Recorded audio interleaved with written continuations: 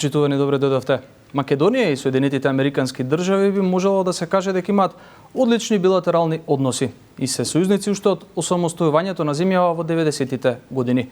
Двете држави имаат просперитетен однос во политичка, економска и воена смисла. Соединетите држави и формално ја признаа Македонија во 1994 година, а дипломатските односи беа воспоставени една година подоцна. Канцеларијата за врски на САД во меѓувреме беше надградена во амбасада во февруари 1996 година, а неколку месеци подоцна пристигне првиот американски амбасадор во земјава Кристофер Хил.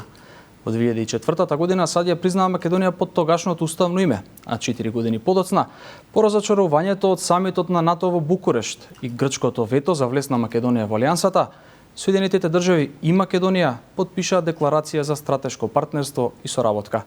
Неодамна, врската меѓу земјите се продлабочи со почетокот на стратешкиот диалог.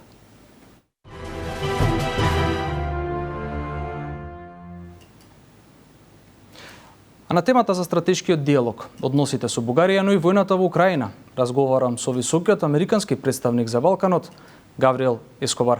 Македонија е единствената земја од Балканот што води стратешки диалог со САД.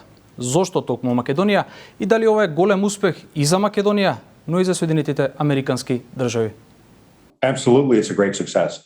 And why North Macedonia? So recently we did a visit to North Macedonia along with Assistant Secretary Karen Donfried. During the discussions, it became clear that the relationship between the United States and North Macedonia is at such a level that we needed to look for ways to deepen the strategic relationship. The best way to do that was through a strategic bilateral dialogue in Washington for two sides to bring large delegations to discuss everything possible from political cooperation, military cooperation, culture, education, climate change, energy, commercial development, and just about everything that North Macedonia and the United States talk about together. We wanted to find ways to deepen that cooperation. So it was very important to have it, and it was very successful. I think we found that together we've been able to have great successes on just about everything that we cooperate on, including military cooperation in NATO, the success of our joint efforts in Afghanistan, and on our viewpoints on Ukraine. So we welcomed that, and I would say it was tremendously successful. Која би била најголемата придобивка за македонските граѓани од стратешкиот диалог со Соединетите Американски држави? I would say that the benefit is not just for the citizens of North Macedonia, but for the citizens of the United States. So what we've done is we've looked for ways where we can bring concrete results to our people. So that is opening markets for North Macedonia in the United States, opening markets for American companies in North Macedonia, looking for ways to address climate change for the people of the world, looking for ways to strengthen the ability of our people to participate in each other's economies and in each other's societies, not just commercially, but also through culture, education, university partnerships. So we're hoping to show some concrete results in the next year. That's what this dialogue was about, was to open new chapters in our relationship that will benefit the people of both countries. Разговаравте ли за време на состаноците од стратешкиот диалог за корупцијата и владењето на правото во земјава и како гледате на иницијативата Отворен Балкан? Дали во недостаток на европска перспектива очекувате тој да стане движечка сила за регионот? Yes, we did talk about corruption, but in the context of how we can work together bilaterally to address not just corruption, but organized crime. And to be clear, there is corruption and crime in every country, including my own. And so the talks during the dialogue was how we can create deeper structures to address those that type of criminality, how we can find mechanisms to deepen the law enforcement cooperation to attack corruption, organized crime, and other types of instability that arise from malign actors in the region. With regard to the open Balkans, I would say that our position is that the Western Balkans are a region with tremendous opportunity, tremendous economic opportunity, not just for the countries themselves, but for Europe and the United States. So we support anything that brings the countries closer together on an economic basis, whether it is the Berlin process, the Common Regional Market, or the Open Balkans Initiative.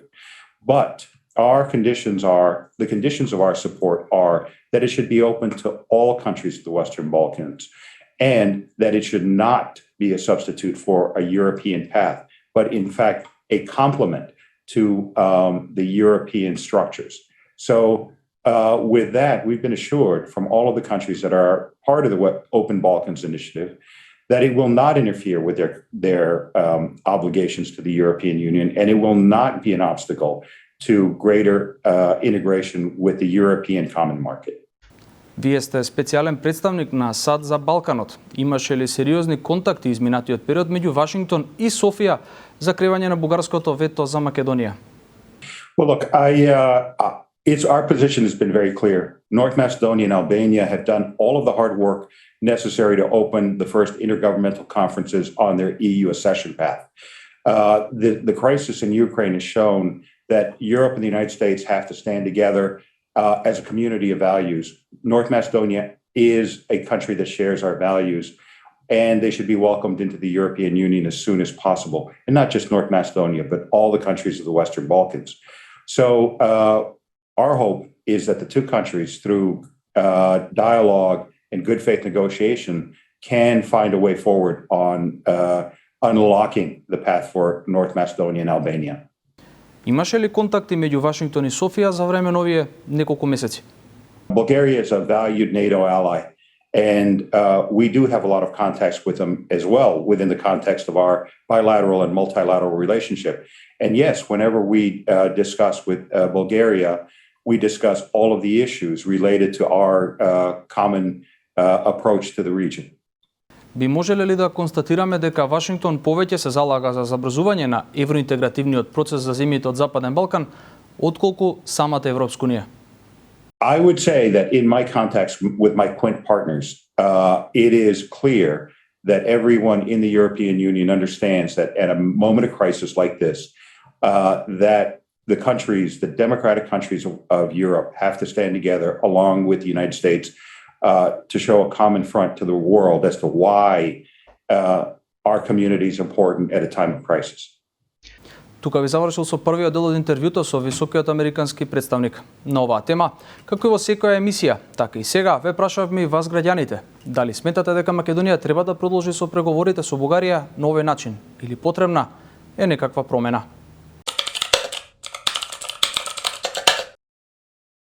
Треба да прекинат више да не се замарат со тоа. Само со тоа се замараме толку години. Може да проговара на овој начин. Треба да се смени начин. Мислам дека би требало да се смени начинот на преговарање. Се што побара, ми им дадовме. Па мислам дека треба да се промени начинот. Ја мислам на никаков начин да не преговара веќе со Бугарија, Македонија. Се враќаме повторно во студиото со високиот американски представник Габриел Ескобар, овој пат на тема војната во Украина и можно прелевање тука на Балканот. Дали очекувате прелевање на војната на Балканот и како гледате на состојбата во Косово и Босна и Херцеговина? Well, I'll tell you, first of all, I don't expect it to spill over. And I'm happy to say that all the countries of the Western Balkans are united in their view of how this is affecting European security. So all of the countries, particularly the NATO countries of the Western Balkans, have contributed concretely. But in fact, all of the countries, all 6 countries of the Western Balkans, have provided some level of humanitarian assistance, some level of political assistance to the peace efforts. So I don't think that the crisis will spill over to the Western Balkans. In fact, I think it has made people very aware of the need for closer cooperation. With regard to Bosnia and Herzegovina, I am currently in Bosnia and Herzegovina, and I can tell you that there is a commitment, at least among all of the leaders, that there won't be any violence. And I can tell you, this is not 1991. We have structures in place that would prevent any sort of violence. We have a high representative with strong legal powers. We have a peacekeeping force on the ground. We have a NATO presence. Additionally, neither Croatia nor Serbia would like to see violence on their borders. So the problem of Bosnia and Herzegovina today is one of political dysfunction and corruption. And during the Peace Implementation Council, we hope to address both of those. Дали гледате иста или слична реторика со таа на Кремљ тука на Балканот и колку е тоа опасно за еднината на регионот? Well, look, the Kremlin does have proxies here in the Western Balkans, but I hope that people are careful enough to understand when people are parroting Russian disinformation. But for the most part, I would say in the Western Balkans, we have more friends than we have malign actors. So I'm hoping that together with the countries of the Western Balkans, we can address that. And I can say for now that among those friends, North Macedonia is one of our closest friends in dealing with this issue. Господин Ескобар, ви благодарам за ова интервју. Thank you very much. Вам, почитувани гледачи, ви благодарам за вниманието. Тоа беше се за ова издание на 600 секунди. Со нова тема се гледаме идната недела во истото време на Канал 5 телевизија.